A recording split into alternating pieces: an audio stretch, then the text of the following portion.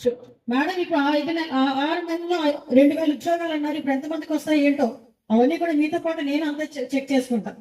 నాకు నా మెంటాలిటీ ఎలాంటిదంటే మీ అందరికీ తెలుసు.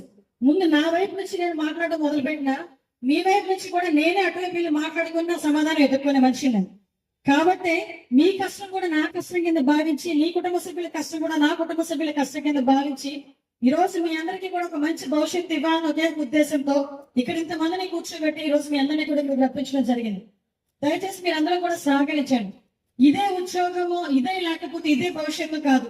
ఇది కాకపోతే ఇంకో కంపెనీలో ఒక్కసారి మనం వచ్చిన వెంటనే సర్టిఫికేట్ ఇచ్చిన వెంటనే ఉద్యోగం వచ్చేయాలని రూల్ ఏం లేదు. మనం కొంచెం కష్టపడదాం. కంపల్సరీగా మీకు రావాలని కోరుకుంటున్న ఉద్యోగాలు రాలేదు అని డిసప్పాయింట్ అవ్వకండి. మళ్ళీ విత్ ఇన్ 3 months లో దగ్గర 200 మంది కంపెనీలతో మళ్ళా తిరిగి మెగా జాబ్ మేళా పెట్టే బాధ్యత నేను తీసుకుంటా.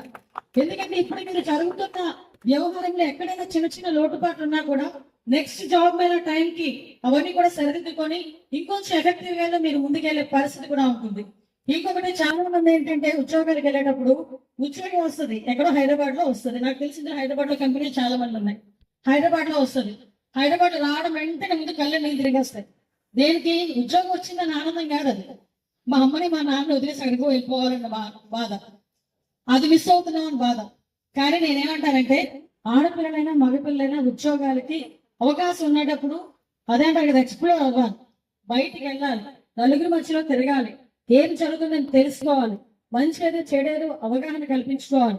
అప్పుడే మన భవిష్యత్తుకు ఒక మంచి బాట ఉంటుందని మీ అందరికీ కూడా తెలియచెప్పుకుంటూ ఒకటే చెప్తున్నానమ్మా, మీ అందరూ కూడా మంచి భవిష్యత్తును ముందుకెళ్ళాలని కోరుకుంటున్నా. మరొక విషయం మీ అందరికీ చెప్పాలి. నేను 25,000 నేను టార్గెట్ పెట్టుకుంటే మన గౌరవ చంద్రబాబు నాయుడు గారు నాకు దగ్గర పైకలపేట నియోజకవర్గంలో 60,000కు పైగా ఉద్యోగాలు ఇచ్చే అవకాశాలు నాకు ఈ రోజు కల్పించారు. అది నిజంగా చాలా ఆనందదగ్గ విషయం.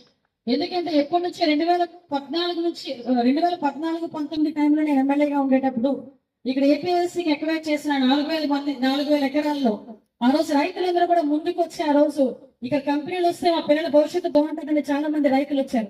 దగ్గర 4,700 ఎకరాలు ఆ రోజు మేము ఎక్వైర్ చేయగలిగాం. నా అదృష్టం మరేంటో తెలియదు కానీ మీ దురదృష్టం నా అదృష్టం. లాస్ట్ 5 సంవత్సరాలు ఒక కంపెనీ కూడా రాదు.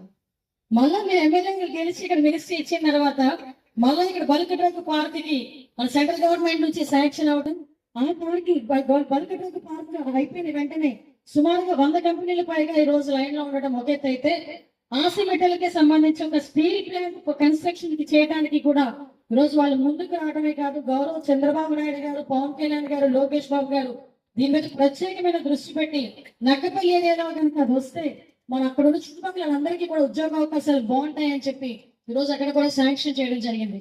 ఒక్కసారిగా మనం ఆలోచించుకుంటే ఫస్ట్ ఫేజ్ లోనే 68,000 కోట్ల రూపాయలు పెట్టి వాళ్ళు పెట్టుబడి వాళ్ళు ఎస్టాబ్లిష్ చేసి నాకు ఇచ్చిన మాట ఏంటంటే 2029 టైంకి మేము ఆ స్టీల్ ప్లాంట్ రన్నింగ్ తీసుకొస్తామని చెప్పారు. దాని అర్థం ఏంటంటే ఇంచుమించుకి ఎన్ని వేల మందికి ఉద్యోగ అవకాశాలు కల్పించుకుంటే ఒక్కసారి మనం కూడా ఆలోచన చేసుకోవాలి.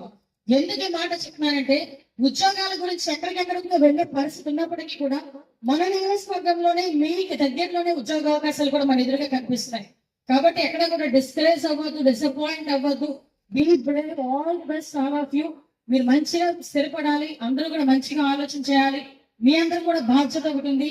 ఈ మధ్య కాలంలో ఈ డ్రగ్స్ మీద, గంజాయి మీద మేమందరూ కూడా పోరాటం చేస్తున్నాం. మీ అందరి నుంచి కూడా ఆ పోరాటంతో పాటు మీ అందరి సహకారం కూడా నేను మీ అందరి దగ్గర కోరుకుంటూ ఒక మంచి అవకాశం ఇచ్చిన మీ అందరికీ కూడా ప్రత్యేకంగా ధన్యవాదాలు తెలియజేసుకుని